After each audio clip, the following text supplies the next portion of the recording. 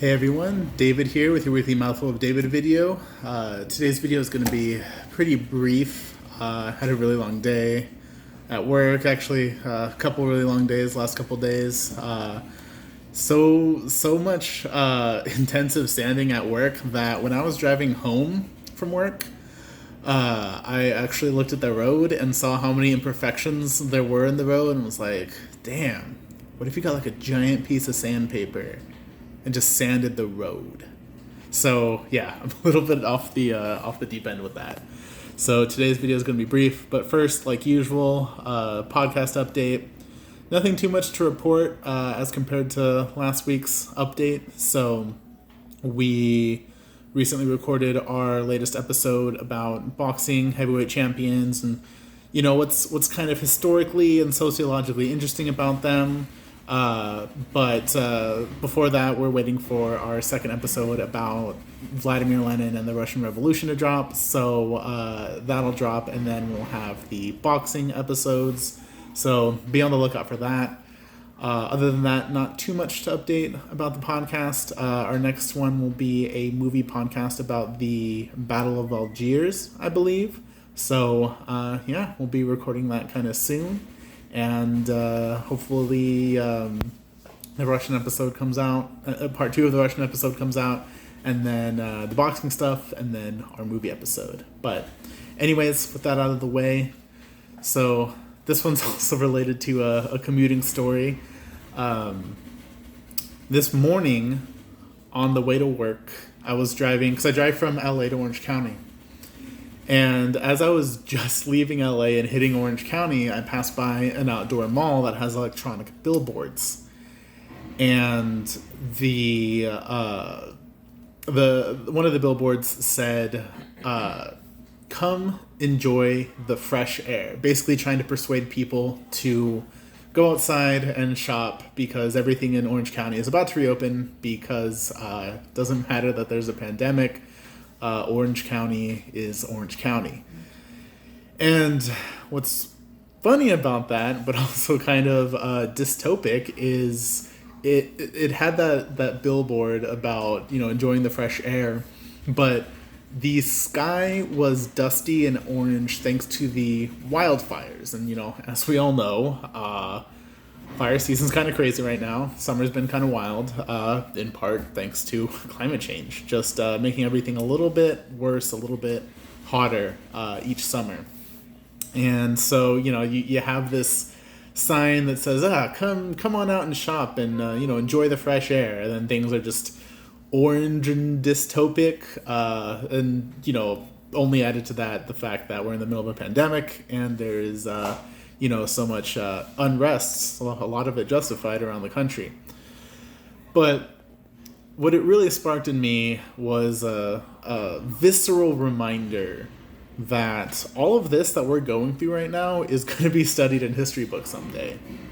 And that's one of those things where you always know it's true on a sort of detached intellectual level, where it's like, oh yeah, obviously, what we're living through is going to be studied someday, but something about that contradiction of cheery e-billboard encouraging you to go to the mall while just everything else is literally burning down around it. Really does remind you that we're just at a really wild, pivotal moment in our history.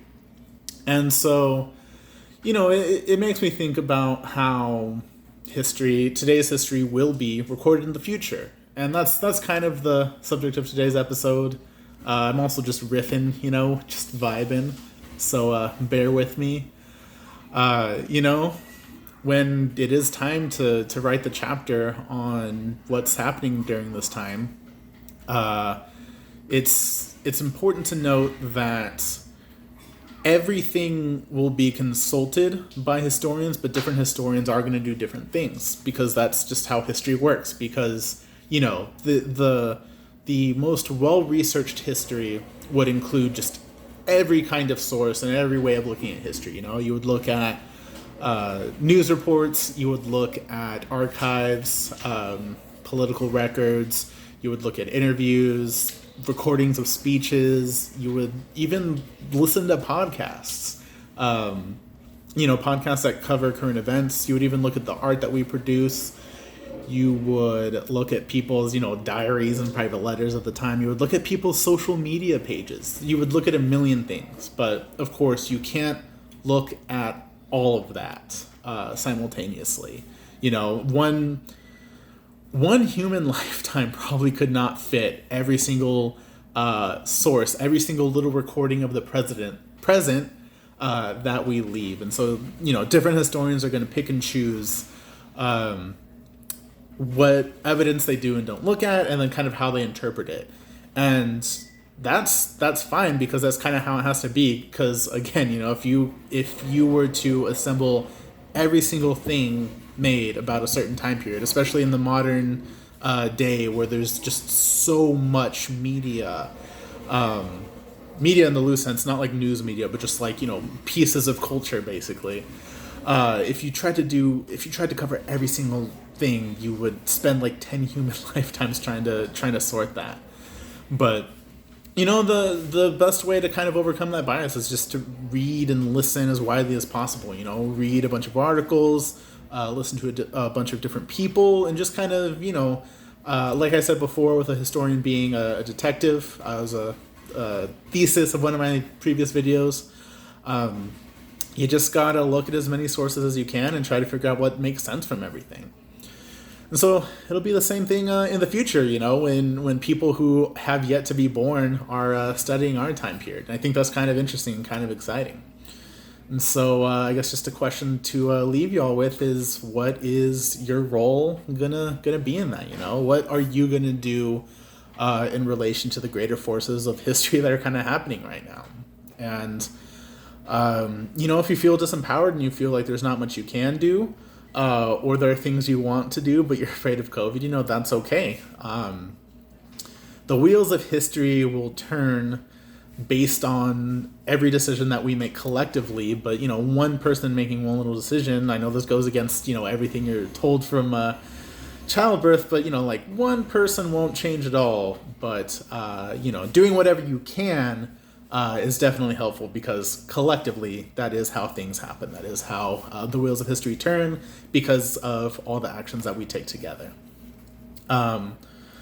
Other than that, what actually is recorded, what the narratives of today are tomorrow, or in other words, how we talk about what happens today, tomorrow, I think will also, largely depend on what happens next. What will these present moments lead to?